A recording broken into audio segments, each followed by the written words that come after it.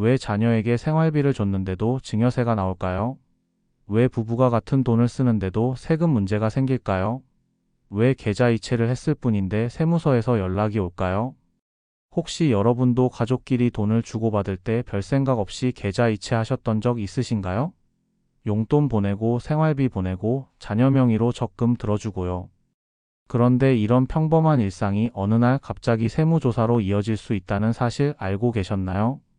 저는 20년간 상속과 증여 제도를 연구해온 박정우 박사입니다. 그동안 현장에서 수많은 분들을 상담하면서 정말 안타까운 경우들을 많이 봤습니다. 악의가 전혀 없었는데 단지 몰랐다는 이유만으로 수천만 원의 세금을 내야 했던 분들이요. 대부분의 분들이 이렇게 말씀하십니다. 가족끼리 오가는 돈은 세무조사와 상관없다고요. 부모 자식 간에 부부 사이에 주고받는 돈인데 무슨 문제가 되겠냐고요. 하지만 이 믿음이 오히려 세금 폭탄의 시작이 됩니다. 국세청은 가족이라는 이유로 봐주지 않거든요. 오히려 가족 간 거래를 더 면밀히 들여다봅니다. 실제로 국세청 통계를 보면 최근 5년간 증여세 추징 사례의 60% 이상이 가족 간 금전 거래에서 발생했습니다. 그리고 그중 대부분이 60대 이상 시니어 분들이셨어요. 단순히 자녀를 도와주려던 마음이 노후 자금을 함께 관리하려던 선의가 세무조사의 빌미가 되어버린 겁니다. 더 큰 문제는 한번 증여로 판정되면 단순히 세금만 내는 게 아니라는 점입니다. 가산세가 붙고 최대 15년까지 거슬러 올라가 조사받을 수 있습니다. 여러분이 지난 10년간 자녀에게 보낸 모든 돈, 부부간에 오간 모든 거래가 조사 대상이 될 수 있다는 뜻이에요. 하지만 제대로 알고 관리하면 전혀 두려울 것 없습니다. 10억을 이체해도 문제없는 방법이 있고 매달 수백만 원씩 보내도 안전한 방법이 있거든요. 핵심은 금액이 아니라 명목과 기록입니다. 오늘 제가 이 모든 것을 현장에서 본 그대로 실제 사례와 함께 풀어드리겠습니다. 국세청이 실제로 어떤 포인트를 들여다보는지, 어떤 거래가 위험 신호로 포착되는지, 그리고 어떻게 하면 안전하게 가족 간 거래를 할 수 있는지까지 모두 말씀드릴게요. 여러분의 소중한 자산을 지키는데 오늘 이야기가 큰 도움이 되실 겁니다. 비슷한 고민 있으셨다면 댓글로 함께 이야기 나눠주세요. 얼마 전에 저를 찾아오신 66세 김미정 님이 계셨어요. 그분은 아들이 결혼할 때 전세 자금을 좀 도와주셨거든요. 5천만 원 정도였는데 자기 평생 모은 돈으로 자식 좋은 일 있을 때 도와주는 게 당연하다고 생각하셨죠. 그런데 1년 후 세무서에서 연락이 왔다는 겁니다. 증여세를 내야 한다고요. 김미정 님은 정말 억울해 하셨어요. 자기는 그냥 생활비 도와준 것뿐인데 왜 세금을 내야 하냐고요. 하지만 문제는 그 돈의 사용처였습니다. 생활비로 쓴 게 아니라 전세보증금이라는 자산 취득에 사용됐거든요. 국세청 입장에서는 명백한 증여였던 겁니다. 이런 일이 비단 김미정님만의 이야기가 아닙니다. 제가 상담하면서 만난 분들 중 상당수가 비슷한 경험을 하셨어요. 용돈이라고 생각하고 보냈는데 자녀가 그 돈으로 예금을 들었다거나 부부가 함께 모은 돈인데 아내 단독 명의로 집을 샀다거나 손주 이름으로 적금을 들어줬다가 문제가 생긴 경우들이요. 여러분도 한 번쯤 이런 생각 해보신 적 있으시죠? 우리 가족끼리 주고받는 돈인데 누가 뭐라고 하겠어? 세무서가 이런 것까지 일일이 알겠어? 하지만 이게 바로 가장 위험한 착각입니다. 국세청은 금융거래 내역을 실시간으로 모니터링하고 있고 특히 큰 금액이 오가거나 자산 취득이 이루어질 때는 반드시 출처를 추적합니다. 사실 대부분의 경우 악의가 있어서가 아니라 몰라서 실수하시는 겁니다. 생활비와 증여의 경계가 어딘지, 부부간 거래는 어디까지 허용되는지, 자녀명의 계좌는 어떻게 관리해야 하는지 제대로 알려주는 곳이 없었으니까요. 세법은 우리의 의도를 봐주지 않습니다. 아무리 선의로 도와줬다 해도 그 돈이 어떻게 사용됐는지 결과만 봅니다. 생활비로 보냈다고 하더라도 남은 돈으로 자산을 샀다면 증여예요. 부부가 함께 모은 돈이라고 하더라도 한쪽 명의로만 자산을 취득하면 증여로 볼 수 있습니다. 오늘 이 영상에서 말씀드릴 내용은 여러분의 금전 관리 방식을 완전히 바꿀 수 있는 중요한 지혜입니다. 이 이야기를 끝까지 듣고 실천하셔야만 진정한 안전을 확보할 수 있어요. 혹시 아직 구독과 좋아요를 누르지 않으셨다면 지금 바로 눌러주세요. 이 채널은 여러분의 건강한 노년과 안전한 자산 관리를 응원합니다. 끝까지 보지 않으시면 가장 중요한 실천법을 놓치게 됩니다. 특히 마지막에 나올 단 하나의 습관이 여러분의 수천만 원, 수억 원을 지켜줄 수 있거든요. 이런 중요한 정보를 더 많은 분들이 알 수 있도록 구독과 좋아요로 응원해 주시고 끝까지 함께 해주세요. 그럼 지금부터 가족 간 계좌 이체에서 실제로 세무조사로 이어지는 위험 신호들을 하나씩 짚어보겠습니다. 가장 먼저 많은 분들이 헷갈려 하시는 게 바로 생활비와 증여의 경계입니다. 생활비나 용도는 비과세가 가능하다는 건 다들 아시죠? 하지만 여기에 함정이 있어요. 사회 통념을 벗어나는 금액이거나 생활비 목적이 아니라 자산 취득에 사용되면 증여로 봅니다. 국세청 유권 해석을 보면 생활비는 생계 유지 목적일 때만 비과세가 인정된다고 명확히 나와 있어요. 2023년 기준으로도 이 원칙은 동일합니다. 그런데 실제로는 어떤가요? 많은 분들이 용돈 명목으로 자녀에게 돈을 보내는데 자녀가 그 돈을 다 쓰지 않고 모아서 예금을 든다거나 주식을 산다거나 하면 생활비가 아니라 증여가 되어버리는 겁니다. 제가 상담했던 70세 박윤호님 사례를 말씀드릴게요. 박윤호님은 자녀에게 매달 500만 원씩 생활비를 보내셨어요. 자녀가 아직 사업 초기라 수입이 불안정해서 부모로서 도와주신 거죠.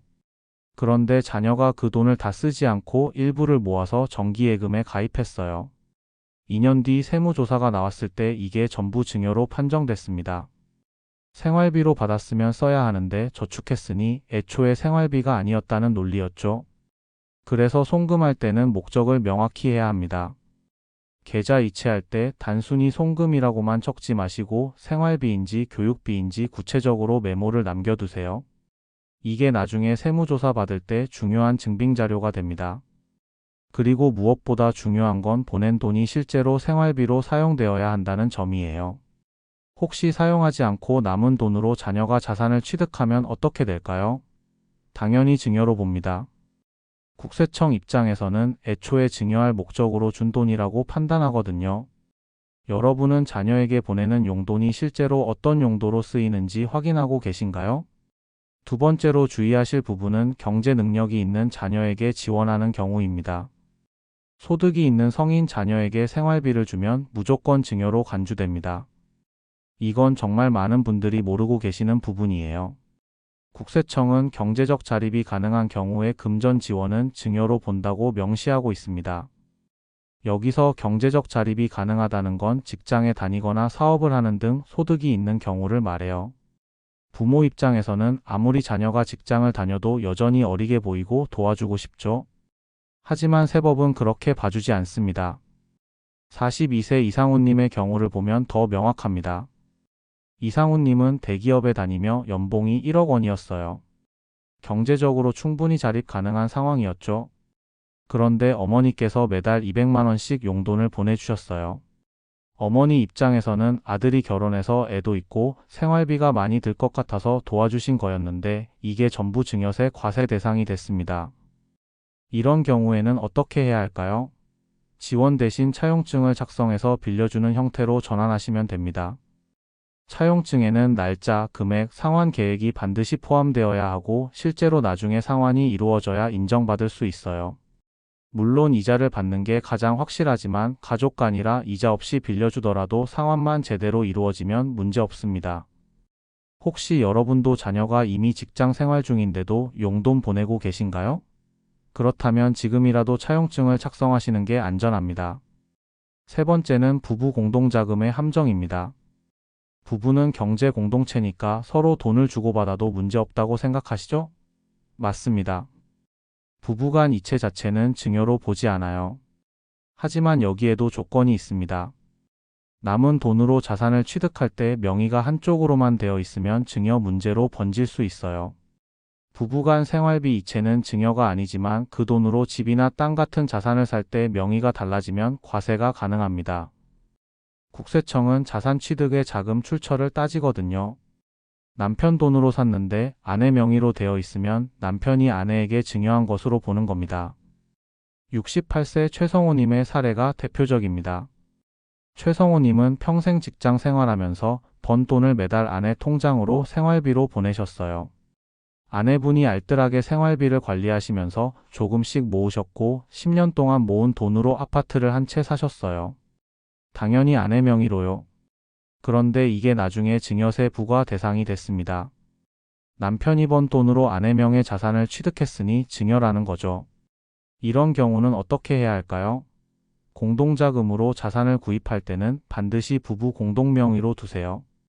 반반씩 지분을 나눠 갖는 게 가장 안전합니다. 그리고 생활비 계좌와 저축용 계좌를 분리해 두면 혼동을 막을 수 있어요. 생활비는 생활비대로 쓰고 저축은 저축대로 공동 명의로 관리하는 겁니다. 여러분 가정의 생활비는 지금 부부 중 누구 이름으로 관리되고 있나요? 그리고 그 돈으로 자산을 취득할 계획이 있으신가요? 네 번째는 현금 거래에 대한 오해입니다.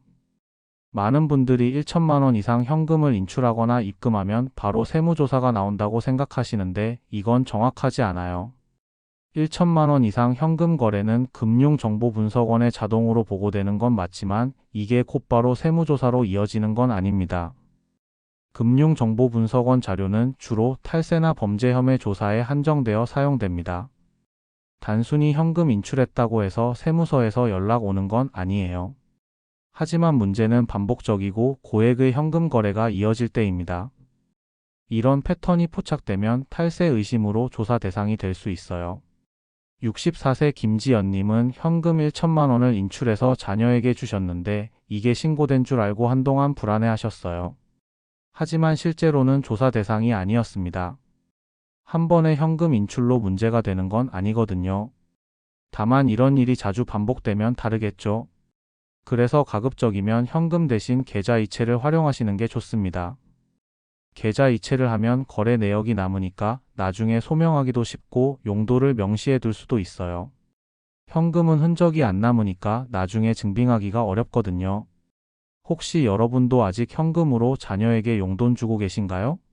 앞으로는 계좌 이체로 바꾸시는 게 훨씬 안전합니다. 다섯 번째는 자녀명의 투자입니다. 자녀 이름으로 적금 들어주거나 주식 투자해 주시는 분들 많으시죠? 이것도 조심하셔야 합니다.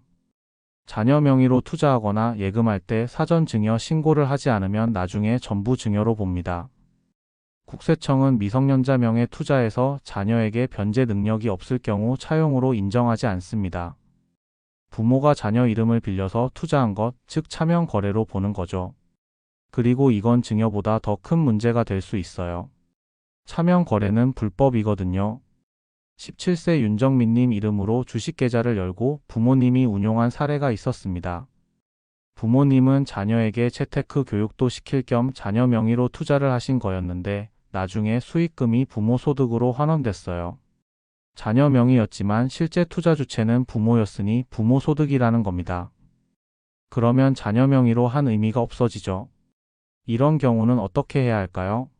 자녀에게 미리 증여 신고를 하고 그 증여받은 돈으로 자녀명의 계좌를 개설해서 투자를 진행하면 됩니다. 증여세 공제 한도 내에서 증여하면 세금 없이 가능하고 그 이후에는 자녀 재산으로 인정받을 수 있어요. 차명 거래나 차용증 꼼수는 모두 부인될 수 있습니다. 특히 미성년자는 경제 능력이 없으니까 빌렸다고 주장해도 인정받기 어렵거든요. 혹시 여러분도 자녀 이름으로 적금이나 주식 투자해 보신 적 있으신가요?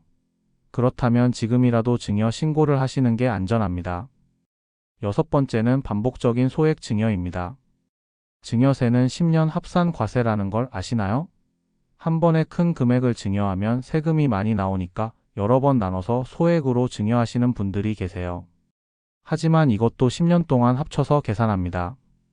예를 들어 자녀에게 증여세 공제 한도가 5천만 원이라고 하면 10년 동안 총 5천만 원까지는 세금이 없어요. 그런데 매년 1천만 원씩 10년 동안 주면 총 1억 원이 되죠. 그러면 5천만 원을 초과한 부분에 대해 증여세가 부과됩니다. 72세 정혜숙님은 손주에게 매년 명절마다 500만 원씩 용돈을 주셨어요.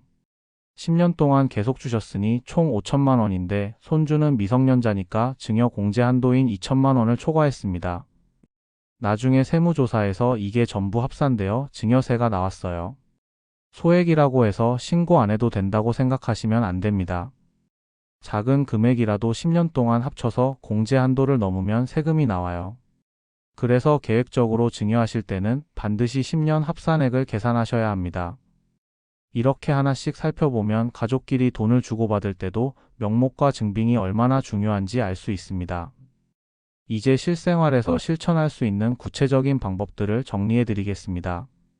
먼저 가장 기본이면서도 중요한 건 계좌 메모 습관입니다. 이체할 때 단순히 송금이라고만 적지 마시고 생활비인지 교육비인지 차용금인지 명확하게 적요를 기록하세요. 이게 나중에 세무조사 받을 때 가장 확실한 증빙 자료가 됩니다. 많은 분들이 그냥 송금이라고만 적어두시는데 이건 나중에 소명할 때 아무 의미가 없어요. 국세청 입장에서는 송금이 생활비인지 증여인지 차용인지 알 수가 없거든요. 그래서 반드시 구체적으로 적어두셔야 합니다. 생활비면 생활비, 결혼자금이면 결혼자금, 빌려주는 돈이면 차용금이라고 명확히 표시하세요. 그리고 이런 거래 내역은 스크린샷으로 찍어서 따로 보관해 두시는 게 좋습니다. 통장은 시간이 지나면 거래 내역이 사라질 수도 있고 은행 앱도 일정 기간이 지나면 조회가 안 될 수 있거든요. 그래서 중요한 거래는 반드시 캡처해서 저장해 두세요. 여러분은 이체할 때 메모 남기시나요? 오늘부터라도 이 습관을 들이시면 나중에 큰 도움이 됩니다. 두 번째는 차용증 작성입니다. 가족 간에 빌려주는 돈도 반드시 문서로 남겨두세요. 그래야 나중에 증여가 아니라 차용이었다고 증명할 수 있습니다. 차용증에는 빌려주는 사람과 빌리는 사람의 이름, 금액, 날짜, 상환 계획이 반드시 포함되어야 해요. 특히 상환 계획이 중요합니다. 언제까지 얼마씩 갚을 건지 구체적으로 적어두고 실제로 그대로 이행해야 인정받을 수 있어요. 만약 상환 계획 없이 무기한으로 빌려준다고 하면 국세청은 이걸 증여로 볼 수 있습니다. 그리고 서명과 날짜는 필수입니다. 나중에 작성한 날짜를 위조했다는 의심을 받지 않으려면 공증을 받아두는 게 가장 확실해요. 공증비가 좀 들긴 하지만 큰 금액이라면 충분히 투자할 가치가 있습니다. 간단한 차용증 양식을 활용하셔서 가정마다 표준화해 두시면 좋습니다. 인터넷에 차용증 양식 검색하면 많이 나오니까 하나 다운받아서 빈칸만 채우시면 됩니다. 혹시 차용증 없이 가족에게 돈 빌려주신 적 있으신가요?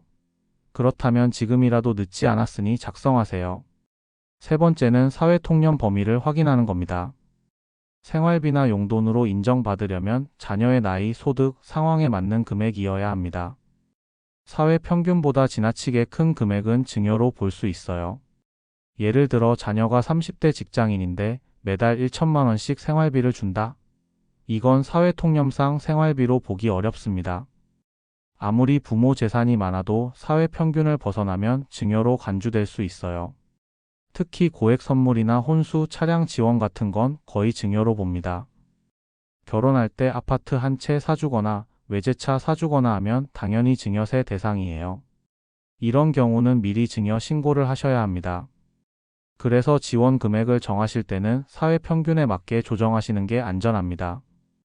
우리 집의 용돈 기준이 사회 통념에 맞는지 한번 생각해 보세요. 네 번째는 자녀 명의 자산은 사전 증여 신고를 하라는 겁니다. 자녀 명의로 투자하거나 적금을 들 때, 그리고 코인이나 주식 같은 걸 할 때는 반드시 사전에 증여 신고를 하고 진행하세요. 증여세 공제 한도 내에서 증여하면 세금 없이 가능합니다.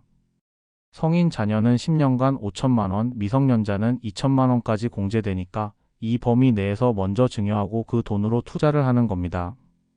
차명 운용은 절대 하지 마세요. 부모가 자녀 이름만 빌려서 투자하는 건 불법입니다. 나중에 들키면 증여세뿐만 아니라 가산세와 과태료까지 물을 수 있어요. 증여 신고는 관할 세무서에 가서 하시면 되고 요즘은 홈택스로도 가능합니다. 신고 후에는 자녀 명의 계좌를 새로 개설해서 그 계좌로만 거래하세요. 지금 자녀 명의로 들어둔 상품이 있는데 증여 신고를 안 하셨다면 지금이라도 하시는 게 좋습니다. 다섯 번째는 증빙자료 보관입니다. 거래 내역, 계좌 메모, 차용증, 증여 신고 확인서 같은 모든 서류를 잘 보관해 두세요. 세무조사가 나오면 이런 자료들로 소명해야 합니다. 말로만 설명해서는 절대 인정받을 수 없어요. 반드시 서류로 증명해야 합니다. 국세청은 증빙자료가 없으면 무조건 증여로 봅니다. 아무리 실제로는 빌려준 돈이고 생활비였다고 해도 증명할 수 없으면 소용없어요. 그래서 모든 서류를 폴더별로 정리해 두시는 게 좋습니다. 가족별로 폴더를 만들고 연도별로 정리해 두면 나중에 찾기도 쉽습니다. 스마트폰 갤러리에 저장해 두는 것도 좋지만 클라우드나 외장하드에 백업해 두시면 더 안전해요. 혹시 부모님이나 자녀와의 거래 내역을 따로 정리해 두신 적 있으신가요? 없으시다면 오늘부터라도 시작하세요. 여섯 번째는 세무 기한을 확인하는 겁니다. 증여세는 신고 기한이 있습니다. 증여받은 날로부터 3개월 이내에 신고해야 하고 신고한 경우 10년, 신고하지 않은 경우 15년까지 소급 과세될 수 있어요. 시효가 지나면 더 이상 과세할 수 없지만 시효가 지나기 전까지는 언제든 세무조사가 나올 수 있습니다. 그래서 큰 금액을 거래하셨다면 반드시 거래 일자를 기록해 두시고 시효가 언제 끝나는지 계산해 두세요. 기한 내에 신고하지 않으면 무신고 가산세가 붙습니다. 세금의 20%를 추가로 내야 하고 납부가 늦으면 납부 지연 가산세까지 붙어요. 그래서 신고할 거라면 기한 내에 하는 게 훨씬 유리합니다. 혹시 예전에 도와준 금전이 있는데 시효가 끝났는지 확인해 보셨나요? 시효가 지났다면 더 이상 걱정하지 않으셔도 되지만 아직 시효 내라면 지금이라도 증빙 자료를 정리해 두시는 게 좋습니다. 이제 오늘 이야기의 핵심을 정리하면서 마무리하겠습니다. 오늘 이야기의 핵심은 단 하나입니다. 가족끼리 주고받는 돈이라도 명목과 기록이 모든 것을 결정한다는 점이에요. 많은 분들이 가지고 계신 잘못된 상식이 있습니다. 가족끼리는 세무서가 신경 쓰지 않는다, 소액은 괜찮다, 현금으로 주면 안 걸린다, 이런 생각들이요. 하지만 이 모든 게 위험한 착각입니다. 국세청은 가족 간 거래를 오히려 더 면밀히 들여다봅니다. 금액의 크기가 아니라 목적과 사용처를 따지고 현금이든 계좌이체든 흔적은 반드시 남습니다. 반면 올바른 관리란 무엇일까요? 바로 모든 거래의 목적을 명확히 남기는 습관입니다. 계좌 이체할 때 한 줄 메모 남기기, 빌려줄 때 차용증 작성하기, 증여할 때 신고하기, 모든 서류 보관하기. 이런 작은 습관들이 여러분의 자산을 지켜줍니다. 생활비로 보냈다고 안심하지 마세요. 그 돈이 저축되거나 자산 취득에 사용되면 증여로 바뀝니다. 자녀가 성인이고 소득이 있다면 생활비 지원도 증여예요. 부부간 이체도 자산 취득 시 명의를 조심해야 합니다. 잘못 관리했을 때 어떤 위험이 있을까요? 우선 증여세 부과는 기본이고 가산세까지 붙으면 세금이 몇 배로 불어납니다. 15년까지 소급 과세될 수 있어서 오래전 거래도 언제든 문제가 될 수 있어요. 그리고 한번 조사 대상이 되면 가족 전체의 금융 거래가 샅샅이 들여다봐집니다. 이 과정이 정말 스트레스가 큽니다. 반대로 제대로 관리했을 때는 어떨까요? 10억을 이체해도 문제없고 매달 수백만 원씩 보내도 안전합니다. 증빙 자료만 잘 갖춰두면 세무조사가 나와도 당당하게 소명할 수 있어요. 무엇보다 마음 편하게 가족을 도와줄 수 있습니다. 오늘 당장 하실 수 있는 단 하나의 제안을 드립니다. 가족 간 거래 메모 습관을 시작하세요. 오늘부터 계좌 이체할 때마다 용도를 명확히 적어두세요. 생활비, 교육비, 차용금 이렇게요. 단 한 줄이 여러분의 수천만 원, 수억 원을 지켜줍니다. 그리고 이미 거래한 내역들도 한번 정리해 보세요. 자녀에게 보낸 돈이 얼마인지, 어떤 용도였는지, 증빙 자료는 있는지 점검해 보시고 부족한 부분은 지금이라도 보완하세요. 차용증이 필요하면 지금 작성하시고 증여 신고가 필요하면 홈택스로 바로 하실 수 있습니다. 특히 자녀가 이미 성인이고 소득이 있는데도 용돈 보내고 계신 분들, 자녀 명의로 적금이나 주식 들어놓은 분들, 부부간 자산 명의가 한쪽으로만 되어 있는 분들은 오늘 이야기를 다시 한번 곰곰이 생각해 보시고 필요한 조치를 취하시길 바랍니다. 다음 영상에서는 상속세 조사에서 실제로 계좌가 열리는 순간을 다뤄보겠습니다. 세무 공무원이 어떤 과정으로 조사를 진행하는지, 어떤 부분을 집중적으로 보는지 그 리얼한 현장을 알려드릴게요. 상속을 앞두고 계신 분들이라면 반드시 보셔야 할 내용입니다. 여러분은 가족 간 거래를 어떻게 관리하고 계신가요?